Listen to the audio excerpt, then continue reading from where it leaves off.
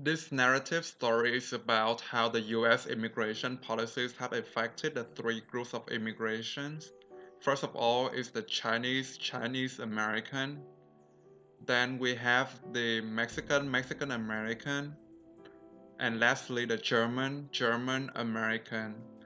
First, let's talk about the Chinese American group. In this picture you're looking at, this is the Chinatown in New York City. New York City metro area is one of the areas that have the largest number of Chinese immigrants in the US today. However, the Chinese came to the US for themselves in the west coast of the state in the first place. California was the state that had the most Chinese population in the 19th century. According to Henry Kittredge Norton, at the beginning of the year 1849, there were only 54 Chinese in the United States. However, because of the gold discovery in the West Coast, there was a steady immigration wave, and in 1867, there were 151,000 Chinamen in the United States. 116,000 among them were in California. Because of the demand for labor and also that the Chinese are always willing to work, they were welcomed to the US. Governor McDowell also referred to the Chinese as one of the most worthy of our newly adopted citizens. The Chinese had a quite better life in the States at that time, where they could work, earn money, and send some extra back to their homes in China. However, it quickly changed once the surface gold ran out. The Americans started to accuse the Chinese of taking away their wealth. There was the slogan, California for the Americans.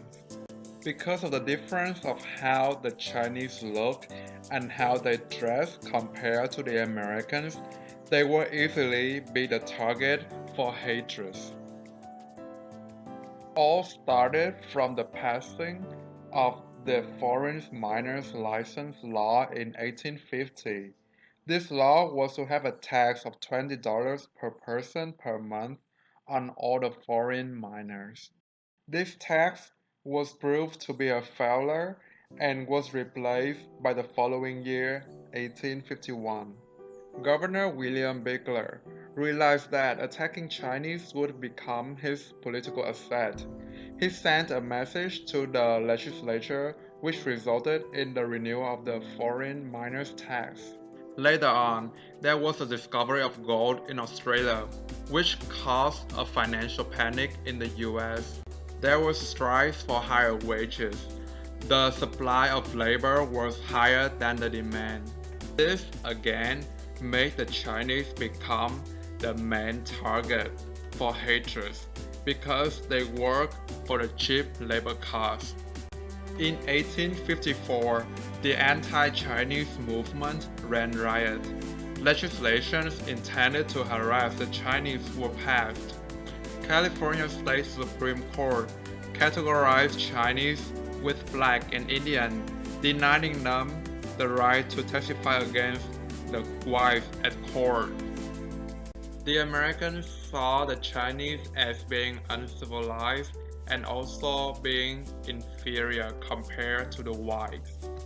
All of these led to the Chinese Exclusion Act of 1882. In my opinion, I think that this act was too racist and also it was unfair towards the Chinese. The purpose of this act was to prevent any Chinese to come to the US to work, even skillful or unskillful. However, everybody needs to work to survive, so this act basically just to crush the dream of the Chinese to come to the US with the hope to change their life and their family's life. This act definitely left a negative impact on the Chinese community back then and also on the immigrants today. It proves that there was too much hatred from the whites toward other races in the US back then. Two mistakes that the Chinese committed were that they worked too hard under cheap labor costs and also they embraced their culture instead of adopting the white culture.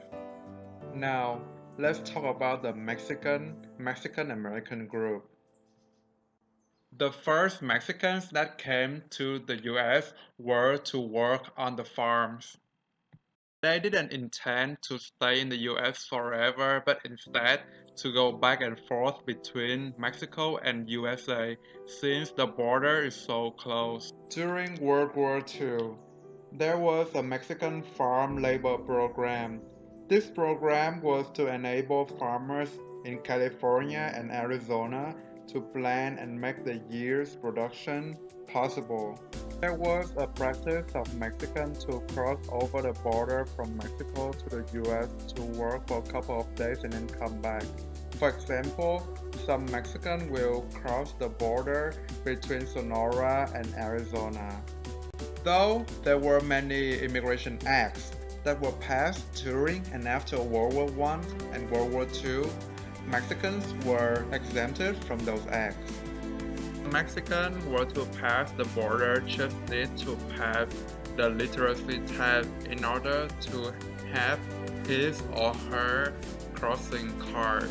However, there were still situations that the Mexican citizens crossed the border illegally in order to work. They got hired because of the cheap labor cost. In my opinion, I think that the Mexicans did have an advantage to immigrate to the US compared to the other races. First of all, they lived really close from the country, just across from the border. Secondly, the Mexicans were specialized in farming, which needed a lot of labor and also didn't pose a threat to the white labor force.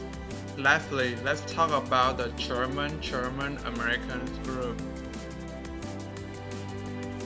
Immigrants from the southern and eastern European countries had long been considered unfavorable by the US citizens.